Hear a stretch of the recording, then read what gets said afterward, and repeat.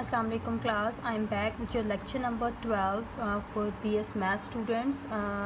The subject name is the Introduction to Statistical Theory 2. Okay, we are studying the topic of multiple regression and multiple correlation and partial correlation, in which we have studied about what is the multiple regression model in your last lecture. Okay class, you can see in the board what is written: the least square multiple regression line of x1 on x2 and x3. Class, as you know कि when you are studying about the regression model, multiple regression model, you have learned about the model of y is equals to a plus b1 x1 plus b2 x2. But here you are watching on this board that here is x1 on x2 and x3. Sometimes क्या होता है class कि जब हमारे पास कुछ ऐसा model होता है कि हम लोग y की जगह पर उसको x1 का नेम दे देते हैं और हमारी जो बाकी इंडिपेंडेंट वेरिएबल्स होते हैं, क्योंकि मैंने आपको पहले बताया कि मल्टीपल रिग्रेशन में एक से ज़्यादा इंडिपेंडेंट वेरिएबल्स होते हैं. सो यहाँ पर भी आपके एक से ज़्यादा इंडिपेंडेंट वेरिएबल्स होंगे. जैसे आपको बोर्ड पे नज़र आ रहा है कि यहाँ पर एक से ज़्यादा independent variable x2 and x3 हैं. तो आप लोगों के यहाँ पर y की जगह पर x1 आ जाएगा. अब जब इस तरह के रिग्रेशन मॉडल की हम लोग बात करते हैं तो इसको लिखने का तरीका क्या होता है और इसके रिग्रेशन कोएफिशिएंट्स क्या होते हैं और इन रिग्रेशन कोएफिशिएंट्स को फाइंड करने के फॉर्मूलाज क्या होते हैं. क्लास, आप लोग याद रखिएगा, regression, correlation, multiple regression, partial correlation, ये तमाम ऐसे टॉपिक्स हैं जिसमें हर तरह के डिफरेंट फार्मूलाज आपको मिलेंगे और आपने हर फार्मूले को अच्छी तरह से याद कर लेना है, क्योंकि पेपर में डिफरेंट फार्मूले मेथड से आपसे कुछ भी पूछा जा सकता है और आप लोगों ने हर फार्मूले से अपने क्वेश्चंस को भी प्रैक्टिस करना है, क्योंकि एक्सरसाइज में हर तरह के फार्मूले से क्वेश्चन प्रैक्टिस करवाए गए हैं. सो जब आप लोग लीनियर रिग्रेशन और कोरिलेशन पढ़े थे, कोएफिशिएंट ऑफ डिटर्मिनेशन पढ़ा, आप लोगों ने standard error of the estimate पढ़ा, तो उन सब टॉपिक्स में आपने देखा डिफरेंट किस्म के फॉर्मूलेस थे. कभी आप लोगों ने पियर्सन कोरिलेशन फार्मूला पढ़ा आप लोगों ने, जिसमें आप लोगों ने कोवेरिएट डिवाइड किया वेरिसेस के ऊपर. फिर आप लोगों ने एक और उसका अल्टरनेट फार्मूला पढ़ा उसकी सिंप्लीफाइड फॉर्म में. सो इसी तरह से रिग्रेशन मॉडल जो है आप लोगों का मल्टीपल रिग्रेशन मॉडल, उसमें भी आपने फर्स्ट वन जो आप लोगों ने पढ़ लिया, जो आपको प्रीवियस लेक्चर में मैंने करवा दिया. अच्छा क्लास, प्रीवियस लेक्चर में आपको पता है मैंने जो करवाया उसमें आप लोगों ने मैट्रिक्स फॉर्म जो है, मैट्रिसेस फॉर्म में आप लोगों ने इन्वर्स फाइंड किया और जिसमें b1 regression coefficient b1 b2 आप लोगों ने निकाला. बेसिकली हमारा जो रिग्रेशन कोएफिशिएंट होता है ना, वो आपके पास यहाँ मल्टीपल रिग्रेशन मॉडल में आपके पास रिग्रेशन कोएफिशिएंट जो होते हैं वो पार्शियली रिग्रेशन कोएफिशिएंट होते हैं. अब पार्शियली का मतलब क्या होता है, यहाँ बोर्ड पे आपको कुछ नज़र आ रहा है लिखा हुआ. x1 को अगर आप लोग y कंसीडर कर लेते हैं और a plus 1 2.3 x2 plus b13.2 x3.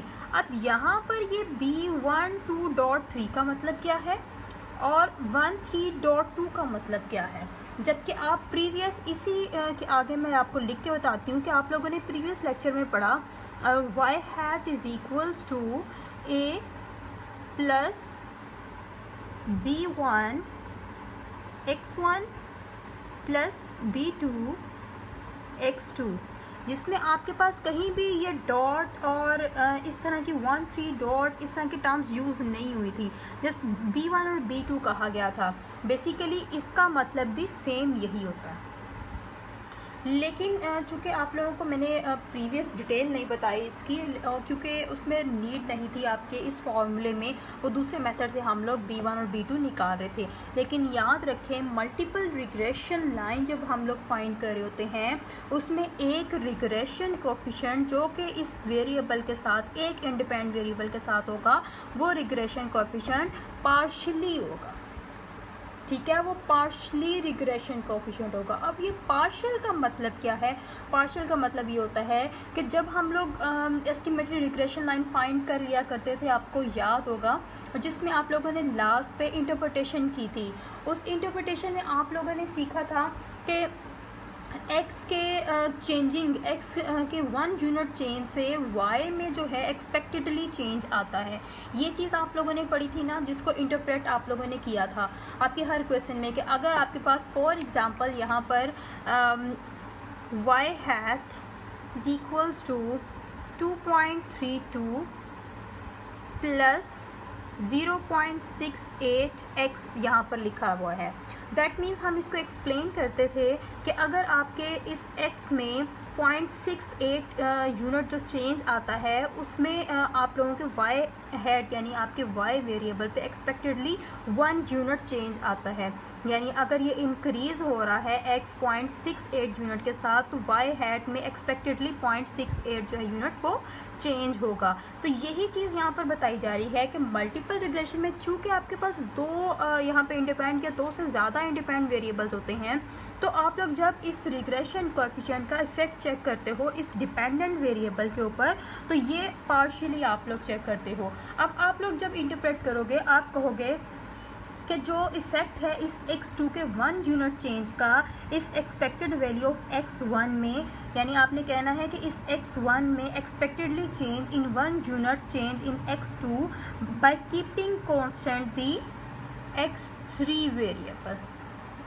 यानी अब यहाँ पर जो सेकेंड वन आपका इंडिपेंडेंट वेरिएबल है, उसको आप लोगों ने कांस्टेंट कंसीडर करते हुए पहले इसका इफेक्ट चेक करना है डिपेंडेंट वेरिएबल के ऊपर, फिर इसका इफेक्ट चेक करना है इस डिपेंडेंट वेरिएबल के ऊपर। सो पार्शली में आप लोग ये करते हो कि दो वेरिएबल के दरमियान में पहले रिलेशन चेक करते हो, चाहे वो पॉजिटिव रिलेशन होगा यानी उसका ट्रेंड इंक्रीजिंग है या डिक्रीजिंग है, क्योंकि हम स्लोप में यही चेक कर रहे होते हैं कि ट्रेंड आपका इंक्रीजिंग है या डिक्रीजिंग है।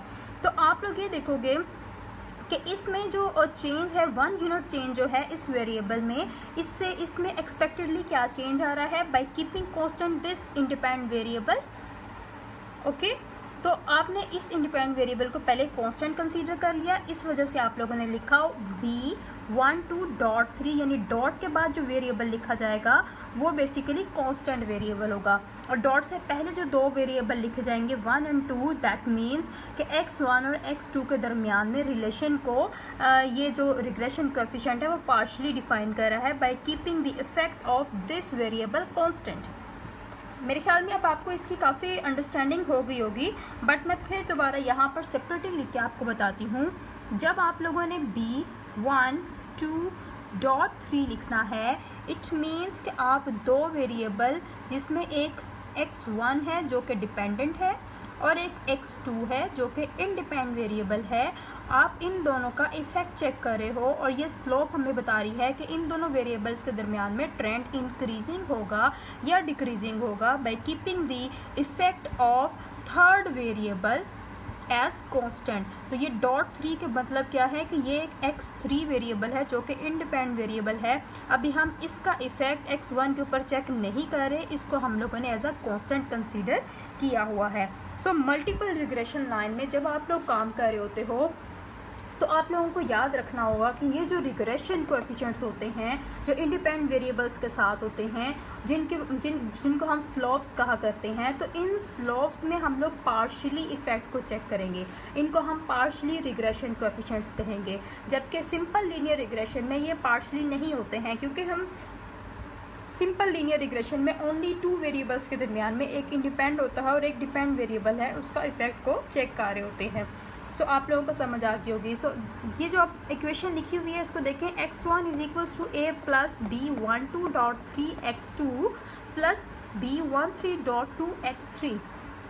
सो there is no need for more explanation, आप लोगों को अंडरस्टैंड हो गया होगा। अब आप लोगों ने इन पार्शियल रिग्रेशन कोएफिशिएंट को इन मल्टीपल लीनियर रिग्रेशन कैसे फाइंड करना होता है, ये फार्मूलाज आप लोगों ने याद करने हैं। फार्मूलाज मैंने लिख कर डिस्प्ले किए हैं, इन फार्मूलाज को मैं समझा भी देती हूँ ताकि आपके लिए याद करना आसान हो जाए। अब b12.3 का मतलब क्या है, b12.3 is equals to r12। अब जिस वेरिएबल यानी जिन दो वेरिएबल्स के दरमियान में एक इंडिपेंडेंट एक डिपेंडेंट वेरिएबल जिसके बारे में हम लोग इफेक्ट को चेक कर रहे हैं, सबसे पहले उसका कोरिलेशन r क्या होता है, रिग्रेशन को r क्या होता है, लीनियर कोरिलेशन। तो r12 पहले दो वेरिएबल x1 और x2 जिसके बारे में हम लोग निकालना चाह रहे हैं, अगर यहाँ पे b12.3 निकाल रहे हैं तो पहले कोरिलेशन r12 आएगी, ठीक है। r12 माइनस हमने कर देना है इस कोरिलेशन को पहले 1,3 के कोरिलेशन के साथ और प्रोडक्ट करना है r23 की कोरिलेशन के साथ। सो आपको फार्मूला लिखने का मेथड समझ आ गया होगा कि न्यूमरेटर में क्या होगा। आपके न्यूमरेटर में पहले आप लोगों ने r12 लिखना है, 12.3 से आप लोगों ने सीक्वेंस को याद रखना है।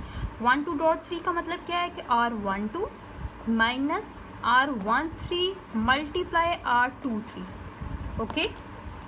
देन इसको डिवाइड कर देना है 1 माइनस r23 का स्क्वायर। हमेशा याद रखें जो लास्ट पे आपने यहाँ पर माइनस करना है वो चीज़ क्या होनी चाहिए, ये जो लास्ट 2 वेरिएबल्स होंगे, एक जो इंडिपेंडेंट वेरिएबल्स होंगे, 2 भी इंडिपेंडेंट वेरिएबल है, 3 भी इंडिपेंडेंट वेरिएबल है, लेकिन 3 चूँकि यहाँ पे कांस्टेंट कंसीडर हो रहा है तो आप लोगों ने क्या करना है 2, 3 के स्क्वायर के साथ इसको सब्ट्रैक्ट कर देना है। ये आप लोगों का मेथड है। आप लोगों ने जो पार्शियल रिग्रेशन कोएफिशिएंट निकालना होता है। सो ये ब्रैकेट में इस सारे टर्म को फाइंड करने के बाद आप लोगों ने इसको मल्टीप्लाई कर देना है S1 ओवर S2, यानी जो स्टैंडर्ड डेविएशन है आप लोगों की वो कौन कौन सी होगी, S1 मतलब स्टैंडर्ड डेविएशन किसका, इस x1 डिपेंडेंट वेरिएबल का। जो भी यहाँ पर 1,2.3 सीक्वेंस है तो पहले S1 को डिवाइड करोगे S2 के साथ, ठीक है। यानी आपने स्टैंडर्ड डेविएशन 1 डिपेंडेंट वेरिएबल के स्टैंडर्ड डेविएशन को डिवाइड कर देना है जिसके साथ आप इफेक्ट को चेक कर रहे हो, यानी 2 वेरिएबल के साथ चेक कर रहे हो तो 2 पे डिवाइड कर दो, ठीक है। इस फॉर्मूले को आप अच्छी तरह समझ लें क्योंकि ये फॉर्मूला आपको समझाना बहुत ज़रूरी था ताकि जब आप क्वेश्चन सॉल्व करो तो आपके माइंड में रटा हो कि 1,2.3 का मतलब क्या है, कि हमने फटाफट यहाँ पर पहले r12 लिखना है, फिर माइनस के साथ r13 और r23 को मिला के लिखना है और डिवाइड कर देना है r1 माइनस r23 के स्क्वायर के साथ और मल्टीप्लाई करना है S1 ओवर S2 से। सो इस फॉर्मूले को अच्छी तरह आपने याद रखना है। फिर मैं एक्सप्लेन कर देती हूँ। b12.3 का मतलब क्या है, एक रिग्रेशन कोएफिशिएंट है और इस रिग्रेशन कोएफिशिएंट में 1 वेरिएबल जो है वो डिपेंडेंट होगा और 2 का मतलब क्या है, एक इंडिपेंडेंट वेरिएबल, और .3 का मतलब क्या है, ऐसा थर्ड इंडिपेंडेंट वेरिएबल जिसके इफेक्ट को हम लोगों ने एज अ कांस्टेंट कंसीडर किया है, ओके। सो अब सेकेंड वेरिएबल यहाँ पर क्या है, देखें इस रिग्रेशन लाइन में b13.2। तो b13.2 को आपने कैसे निकालना है, b13.2, चलें आप इस फॉर्मूले को पहले खुद बनाएं फिर उसके बाद स्क्रीन की तरफ देखें। अच्छा, b13.2 को आपने कैसे बनाना है, पहले r13 minus r12 multiply r32 divided by 1 minus r23 का square and then finally multiply the standard deviation. अगर यहाँ पर 1, 3 है तो आपका न्यूमरेटर में S1 आ जाएगा और डिवाइज़र में S3 आ जाएगा। जैसे यहाँ पर 1, 2 था तो न्यूमरेटर में S1 आया और डिवाइज़र में S2 आ गया। यहाँ पर 1, 3 है तो न्यूमरेटर में S1 आ गया और डिवाइज़र में S3 आ गया, ओके। इसी तरह से जब आपके पास एक रिग्रेशन इक्वेशन होगी जिसमें आप लोगों को बताया जाएगा b21.3 आपने निकालना होगा, तो उसके लिए आपका ये फॉर्मूला बन गया। पहले r12 r23 multiply r13 divided by 1 minus r13 का स्क्वायर, ओके। देख रहे हैं आप लोग, और इसने मल्टीप्लाई इसके साथ होना है पहले S2 डिवाइडेड बाय S1 के साथ।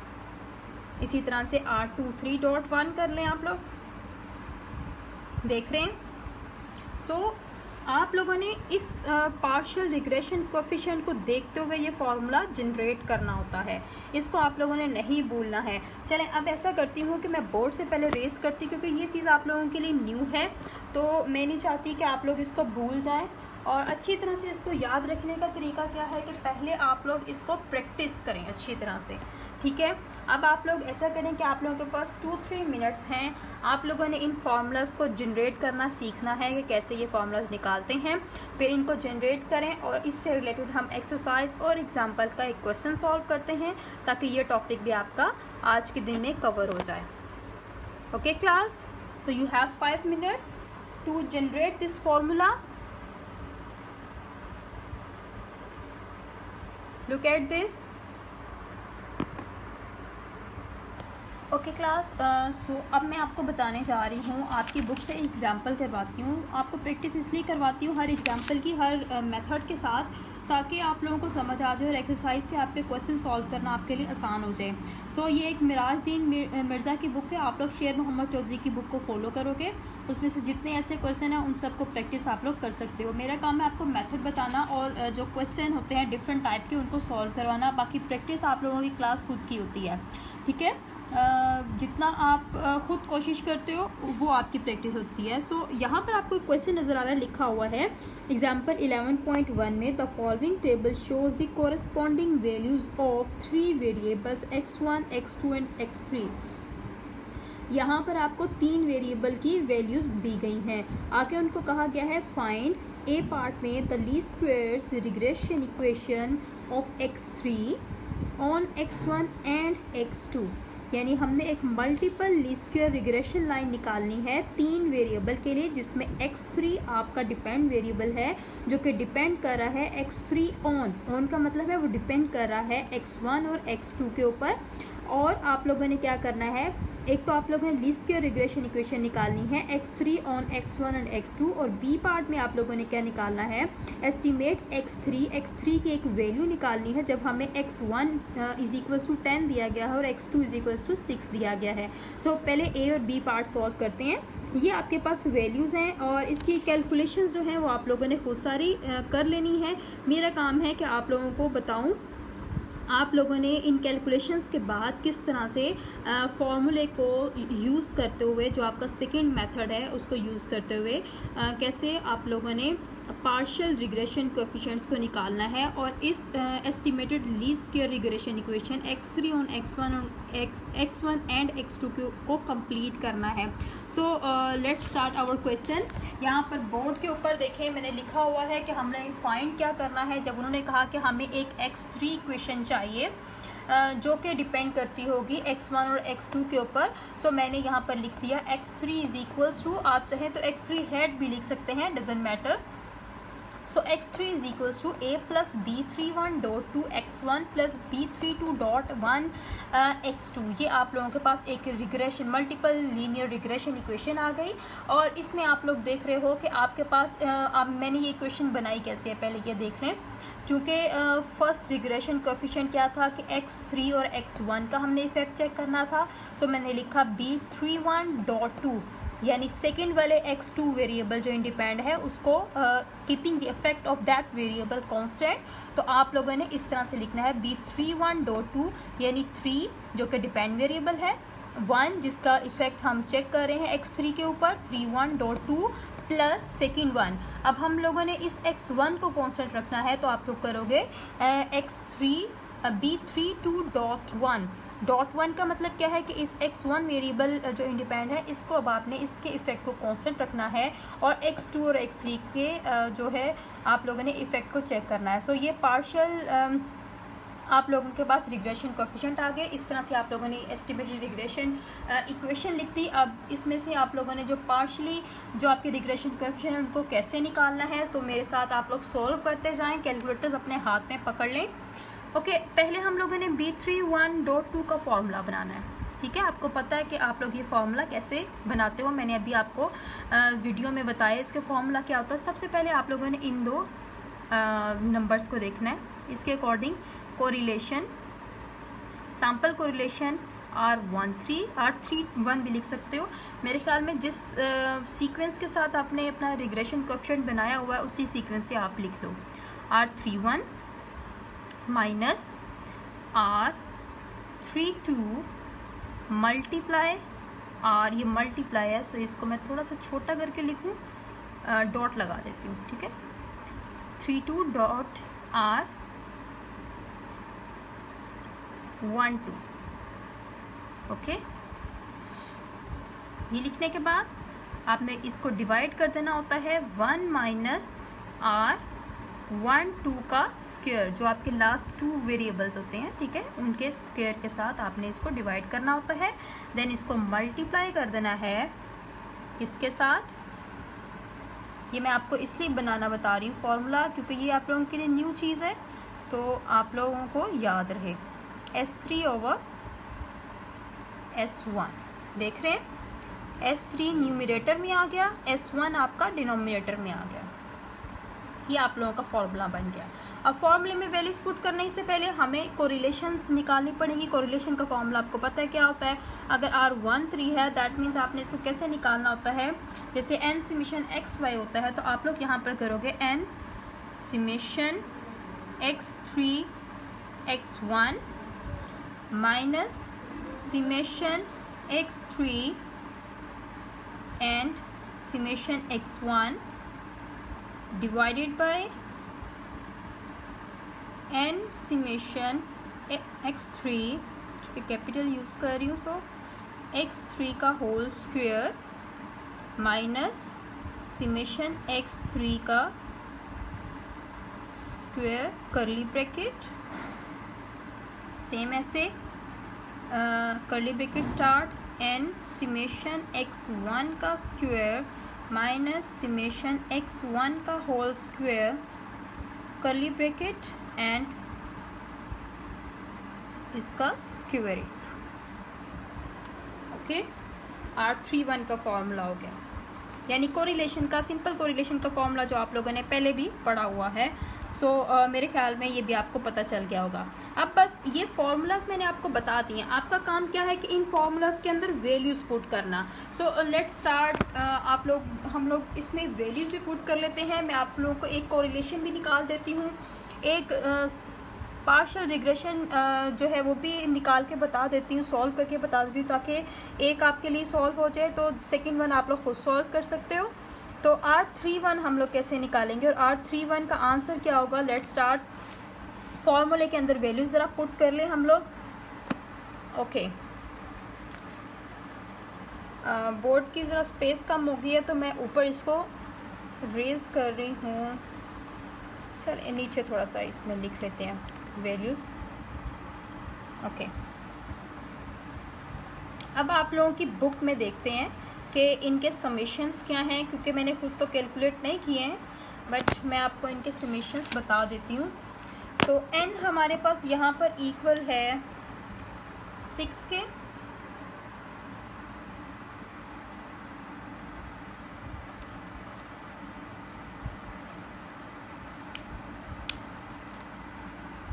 समेशन x3 x1 इक्वल है हमारे पास यहाँ 1818 के, माइनस समेशन x3 इक्वल है 300 के, समेशन x1 इक्वल है 48 के, और डिवाइड किया जा रहा है इसको square root of 6 multiply x3 का स्क्वायर, और x3 का स्क्वायर आपकी बुक में गिवन है 19008, माइनस x3 समेशन आप लोगों के पास इक्वल है 300 के, तो इसका square curly bracket and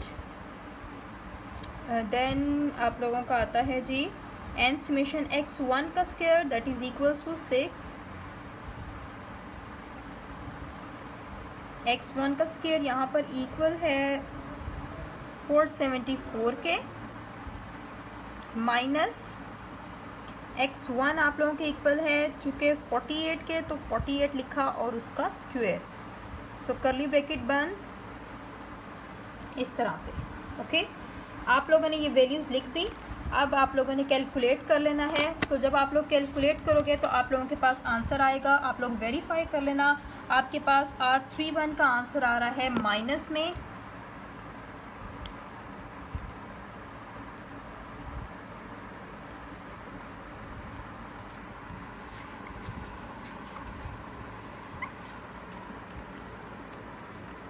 so R31 का आंसर आ रहा है आप लोगों के पास क्लास, जब आप लोग कैलकुलेट कर लोगे, ये आ रहा है -0.9690 के। ओके, और R23 का आंसर आप लोगों के पास आ रहा है -0.9612, और इसी तरह से R12 का आंसर आप लोगों के पास आ रहा है -0.8909। सो ये नेगेटिव कॉरिलेशंस हैं तीनों की तीनों। अब आप लोगों के पास R31 का आंसर भी आ गया, R23 का आंसर भी आ गया, R12 का भी आंसर आ गया। अब आपने जस्ट क्या करना है, फॉर्मूले में वैल्यूज पुट करनी है। अब आप लोगों के पास फॉर्मूला क्या गिवन है, B31.2, ये आप लोगों के पास फॉर्मूला गिवन है। इसके अंदर आप लोगों ने अब वैल्यूज पुट करनी है।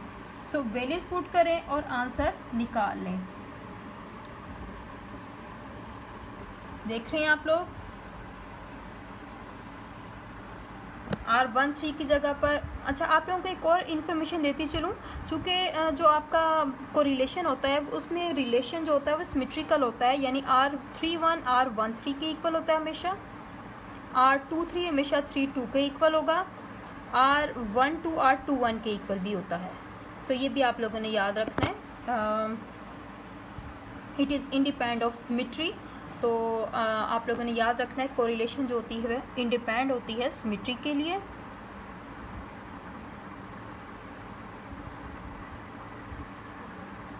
यानी ये डिपेंड नहीं करती, अगर कोई भी सीक्वेंस होगा वेरिएबल्स का तो दोनों में आप लोग चेक करोगे आंसर सेम होगा। R31 हमेशा R13 के इक्वल होगा, 23 32 के इक्वल आ जाएगा, 12 21 के इक्वल आ जाएगा। सो आप लोग इससे भी आंसर निकाल सकते हैं। अच्छा ये स्टैंड डेविएशन 3 और स्टैंड डेविएशन 1 तो आपको निकालना आता है। कौन सा होता है स्टैंड डेविएशन का फॉर्मूला आपको पता है? स्टैंड डेविएशन का फॉर्मूला भी लिख देती हूँ ताकि आप लोगों को याद रहे। समेशन x3 माइनस एक्स बार का होल स्क्वायर ओवर n-1 का स्क्वायर रूट। तो सिंपल S3 और S1 इस फॉर्मूले से आप लोग निकालो। फॉर्मूले में वैल्यूज पुट करोगे तो B31.2 का आंसर क्या आता है मैं लिख देती हूँ। सो मैं आप लोगों के इस एग्जाम्पल के जो है वो पिक्चर भी सेंड कर दूँगी ग्रुप में ताकि आप लोग इसको सॉल्व कर लो। बाकी आप लोगों की बुक से आप लोगों ने एग्जाम्पल सॉल्व करनी होगी। तो मैं आप लोगों को बता दूँ, यहाँ पे B31.2 का आंसर आ रहा है आप लोगों के पास -3.65, ठीक है। सो इसी तरह से आप लोगों ने B32.1 का भी जो है वो बनाना है फॉर्मूला, और उसमें इस तरह से वैल्यूज़ सारे कोरिलेशंस निकालने के बाद वैल्यूज़ पुट करनी है, स्टैंड डेविएशंस निकालने के बाद वैल्यूज़ पुट करके आप लोगों ने B32.1 निकाल लेना है। जब ये दोनों आंसर्स आप लोगों के आ जाएंगे, B31.2 आ जाएगा, B32.1 आ जाएगा। अब A कैसे निकालना है ये भी देख लें, A निकालने का फॉर्मूला क्या होता है। ओके क्लास, सो मैं आप लोगों को बता रही थी कि जब आप लोगों के पास B31.2 को आप लोग फॉर्मूले से सॉल्व कर लोगे तो आपके पास आंसर आ जाएगा -3.65। B32.1 को फॉर्मूले से सॉल्व करोगे आपके पास आंसर आ जाएगा 2.54। फॉर्मूलाज मैंने लिख दिए हुए हैं, जैसे आप लोगों ने वैल्यूज पुट करनी है उसको कैलकुलेट करना है। अपनी कैलकुलेशन स्पीड भी अच्छी करें आप लोग। देन आप लोगों ने A कैसे निकालना है, चूँकि आपको इक्वेशन में एक भी रिक्वायरमेंट है तो A निकालने का सिंपल वे होता है कि y बार में से B31.2 x बार 1 को सब्ट्रैक्ट कर दें माइनस B32.1 x बार 2 को सब्ट्रैक्ट कर दें, आपके पास A का आंसर आ जाएगा 61.40। अब आप लोगों ने multiple least square regression line निकाल ली, x3 on x1 and x2 क्या है, x3 is equals to 61.40 minus 3.65 x1 plus 2.54 x2, और ये आप लोगों का A पार्ट सॉल्व हो गया। अब B पार्ट उन्होंने क्या रिक्वायर किया हुआ था, B पार्ट में था कि अगर आपके पास x1 की वैल्यू 10 होती है, x2 की वैल्यू आप लोगों के पास 6 होती है, तो आप लोगों ने x3 को निकालना होगा। सो क्लास ये वैल्यू आप लोगों को आपके एग्जाम्पल में पहले से दे दी गई है। अब आप लोगों ने क्या करना है, जो आपने एस्टिमेटेड रिग्रेशन लाइन निकाली होगी जिसमें पार्शियली जो रिग्रेशन कोएफिशिएंट्स है वो भी निकाल लिए, A भी निकाल लिया आप लोगों ने, इंटरसेप्ट भी निकाल लिया। तो इसमें पुट करने के बाद अब x1 की जगह आप लोग को 10 रखो और इसी इक्वेशन में x2 की जगह पे आप लोग रखो 6। ये देखें, गौर से देख लें, आई फोकस्ड। तो इसमें पुट करने के बाद आप लोगों ने x3 की वैल्यू निकाल लेनी है। सो कैलकुलेटर से निकाल लें आप लोग वैल्यू। कैलकुलेटर रखा और जी आपके पास सबसे पहले क्या है 61.40 देखें माइनस 3.65 10 प्लस 2.54 6। ओके, सो आपके पास x3 की वैल्यू आ गई 40.14। So you can write here x3 is equals to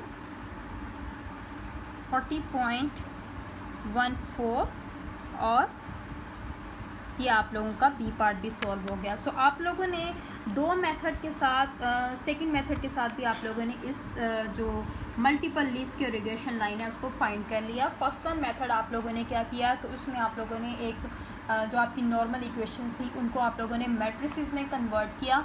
matrices में कन्वर्ट करने के बाद आप लोगों ने उसमें जो एक समेशंस ऑफ एक्स का जो फॉर्म मैट्रिक्स था उसका इन्वर्स फाइंड किया और वाई के मैट्रिक्स के साथ उसको मल्टीप्लाई कर दिया, तो आपके पास बीटा हैट यानी B1 B2 का आंसर आ गया और ए का आंसर आप लोगों ने निकाल लिया। दूसरा मेथड आप लोगों ने पार्शियल जो रिग्रेशन कोएफिशिएंट्स हैं उनके फॉर्मूले को सॉल्व करते हुए आप लोगों ने निकाल लिया। सो अब आप लोगों को आप लोगों का टास्क क्या होगा, ये याद रखें कि आप लोग जितनी अच्छी प्रैक्टिस करोगे उतनी आपके क्वेश्चन अच्छे जो है वो पेपर में आप लोगों को भूलेंगे नहीं, क्योंकि आपके पास हर क्वेश्चन में डिफरेंट फार्मूला आ रहा है। सो मल्टीपल रिग्रेशन आपका काम ही ये है कि जिसमें आपके डिफरेंट मेथड से आप लोगों ने क्वेश्चंस को सॉल्व करना होता है। अच्छा, ये बात भी याद रखें। अब आप लोगों की असाइनमेंट क्या है, ठीक है, असाइनमेंट आप लोगों की क्या है ये देखें, आप लोगों को नज़र आ रहा है, ठीक है, मैंने फोकस किया हुआ है।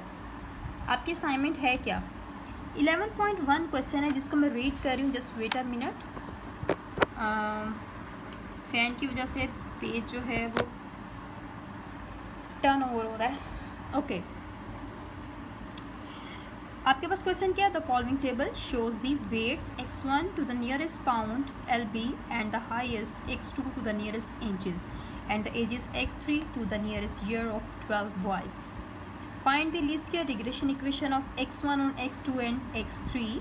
Determine the estimated values of x1 from the given values of x2 and x3 and estimate x1 and x2 when x2 is equals to 54 and x3 is equals to 9. So यहाँ पे 3 part है आपके question के, ये आपकी assignment है, ठीक है, और आपने इसको सॉल्व कैसे करना है ये बात याद रखें। मैं आप लोगों को एक दफ़ा बता दूं, मैंने आप लोगों को एक इन्वर्स रूल जो है वो यूज़ करते गए, जिसमें आप लोगों ने adjoint of A divide by determinant of A से आप लोगों ने इन्वर्स निकालना होता था। लेकिन आप लोगों ने मैथमेटिक्स में एक और फार्मूला पढ़ा हुआ है, वो फार्मूला आप लोगों के पास क्या है, क्रैमर्स रूल। मैट्रिक्स आप लोगों ने पढ़े हुए हैं। आप लोगों ने ये क्वेश्चन जो है सेम नॉर्मल इक्वेशंस बनाने के बाद इन्हें मैट्रिसेस में कन्वर्ट करने के बाद क्रैमर रूल के साथ सॉल्व करना होगा। This is your assignment. So जो काम मैं आपको दे रही हूँ उसमें आपको सब कुछ पता है, नॉर्मल इक्वेशंस कैसे बनानी है, आपने सारा वो काम किया हुआ है, ठीक है। बस आपका काम क्या होगा, आप में जो इन्वर्स निकालना होगा वो थोड़ा सा चेंज मैंने कर दिया है। इन्वर्स आप लोगों ने क्रैमर रूल के साथ निकालना होगा, ठीक है। बहुत आसान है, मुश्किल नहीं है। क्रैमर रूल मैं आपको बता नहीं रही, इसलिए नहीं बता रही, कुछ काम आपके असाइनमेंट के लिए भी होता है। सो 11.1 क्वेश्चन है मिराजुद्दीन मिर्ज़ा की बुक से। अगर आपके पास बुक्स नहीं अवेलेबल हैं तो मैं इसकी पिक्चर आपको सेंड कर दूंगी। यही क्वेश्चन आपका असाइनमेंट है। असाइनमेंट आप लोगों के जो नेक्स्ट वीक है तब तक आप लोगों ने मुझे सबमिट करवा देनी है। ओके क्लास, सेकेंड क्वेश्चन देखिए। 11.2 का ए पार्ट है। For the rate of exercise 11.1 जो आपके पास ये वैल्यूज़ हैं इनको यूज़ करते हुए डिटर्मिन करनी है आपने द पार्शियल रिग्रेशन कोएफिशिएंट्स। आपने पार्शियल रिग्रेशन कोएफिशिएंट्स निकालने हैं B12.3, B13.2, B21.3, B23.1, B31.2, B32.1। ये आपने हर हाल में निकालनी होगी, ठीक है। Then the partial regression equations of x1 on x2 and x3, x2 on x1 and x3, x3 on x1 and x2। ये आप लोगों ने फर्स्ट एंड सेकंड पार्ट इसका सॉल्व करना है। 11.2 का ए पार्ट ये आपकी प्रैक्टिस का क्वेश्चन है। 11.1 आप लोगों को क्या है, असाइनमेंट का क्वेश्चन। वैसे ये वैल्यूज़ आपको शो तो हो रही हैं मेरे ख्याल में, आप इसको करके पॉज वीडियो को तो आप इन वैल्यूज़ को नोट भी कर सकते हो। क्लियरली आपको शो हो रही हैं कि मैं 2 to 3 मिनट्स कैमरे को ज़रा फोकस करूं।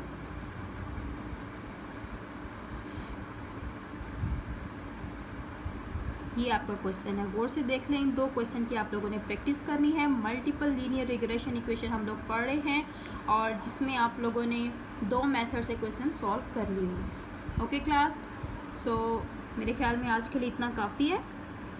मिलते हैं नेक्स्ट लेक्चर में, नेक्स्ट वीक के लेक्चर में। टिल देन अल्लाह हाफिज़, टेक केयर। और आप लोगों के असाइनमेंट्स टाइमली सबमिट हो जानी चाहिए। आप लोगों ने करना क्या होगा, असाइनमेंट मुझे सबमिट कैसे करवानी है, सिंपल वे है, मुझे ना बताना पड़े। आप लोग ऑलरेडी ग्रुप में मौजूद हो, ठीक है, ग्रुप आप लोगों के पास हैं। आप लोग ऐसा करो, अपनी असाइनमेंट्स, चूँकि आप लोग नहीं कर पाते हो तो अपनी असाइनमेंट्स की जो पिक्चर्स हैं वो लो, और पिक्चर्स नहीं ले सकते हो तो आप लोग उसे PDF में कन्वर्ट करो, जैसे भी आपको कन्वीनियंट हो। बेटर वे क्या है कि आप लोग पिक्चर्स लेने के बाद उसे PDF में कन्वर्ट कर दो। PDF फाइल मुझे ईमेल कर दो। ईमेल आईडी आप लोगों को ऑलरेडी पता है करके, तो मुझे ईमेल करते, मैं आपकी असाइनमेंट की फ़ाइल बनाकर चेक आपको सेंड कर दूँगी, आपके नंबर लग जाएंगे। ओके क्लास, सो अल्लाह हाफिज़, अपना ख्याल रखिए।